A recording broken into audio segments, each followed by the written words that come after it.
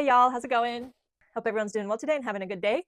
Welcome to Zahatka. My name is Valentina, and today is going to be a video of the result that I asked about a question a few weeks ago about hand embroidery and if you guys wanted to see it. And I did get responses of yeses, so even if it was just one yes, I was going to show it because I do love hand embroidery and it's where my basically small business started.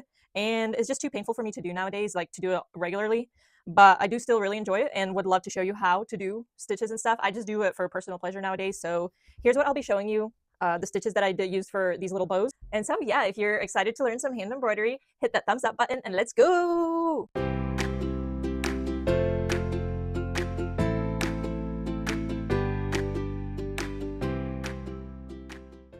One thing I like to do is to always separate my thread and then put them back together because you will always get smoother stitches. I guarantee it.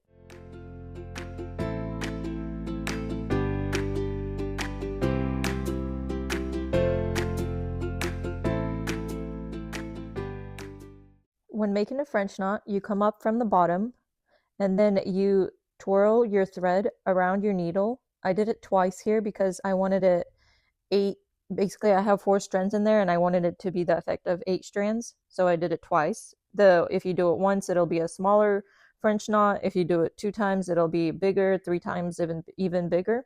But you wrap your thread and then you bring it down right next to where you brought it up, but not in the same hole. If you do it in the same hole, a lot of times it'll go through, especially with the smaller French knots.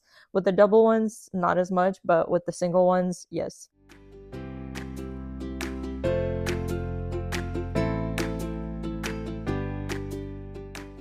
With a split stitch, you bring your needle up from the bottom and then go over one and then bring it up from the bottom a little same space as your stitch, and then you go back in between the strands of your first stitch, and then in between the strands of your second stitch, and then in between the strands of your third stitch, and that's a split stitch. You split the thread.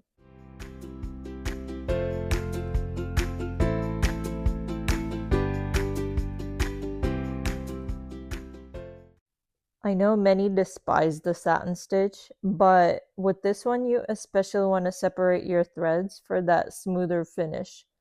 And it's really easy. You go in at the top or at the bottom and then back out on the other side, and you just keep repeating the same thing over and over again, filling it all in. And every now and then I just put my needle underneath the loops basically and make sure it's all smoothed out if something's not smooth, and you just repeat the same motion over and over again throughout your whole thingy.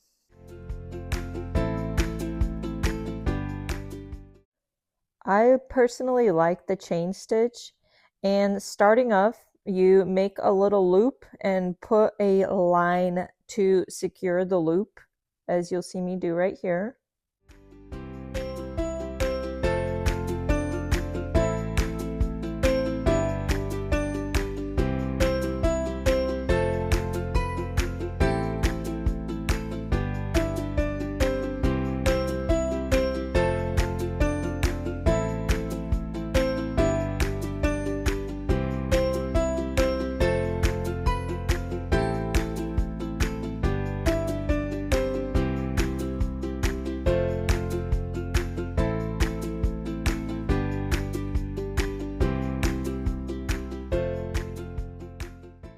After you have your first loop, this is where you continue with your stitches.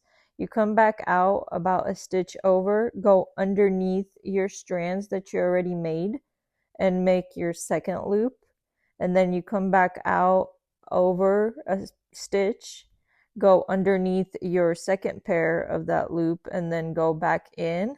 And you just repeat that over and over again. So you come back out a stitch over, go underneath your strands, and go back in where you came out.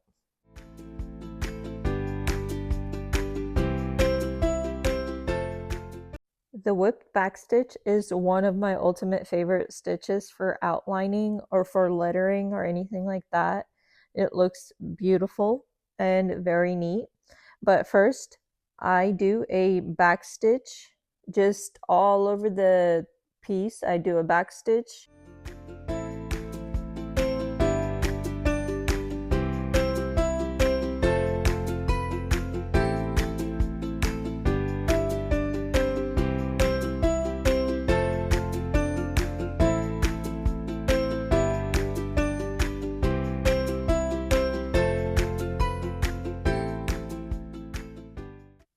Then once I'm done with my back stitch of where I want it to be, I start whipping the stitch, and all you do is go underneath each back stitch and make a little loop. So you go underneath, come out from the other side, and then go back in underneath the next stitch, come out of the other side, go back underneath, and you just keep repeating that.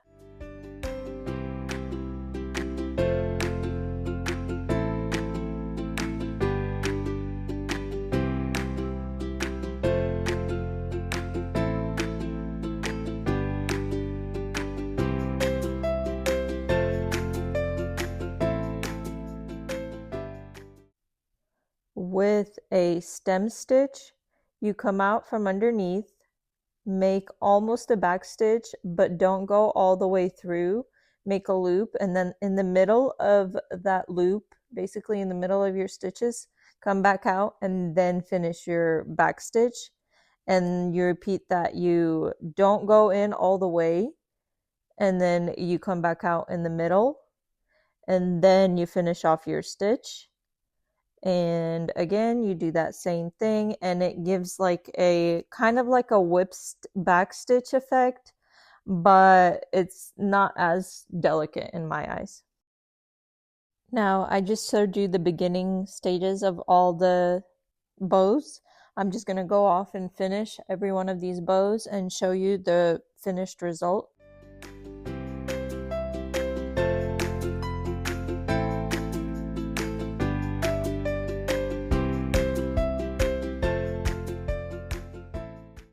Here's how they look when they're all complete. And that pink one I didn't show you. It's just a back stitch. I already had that one done.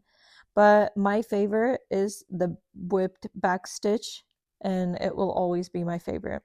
And before I go, I just wanted to say a big thank you to everyone who decided to watch and follow along. I hope this tutorial was helpful for you and you'll be able to start your hand embroidery journey. And if you did enjoy this, please consider liking, subscribing, and commenting and sharing with your friends. Thank you so much for being here and letting me be a part of your day. And see you again next time. Bye!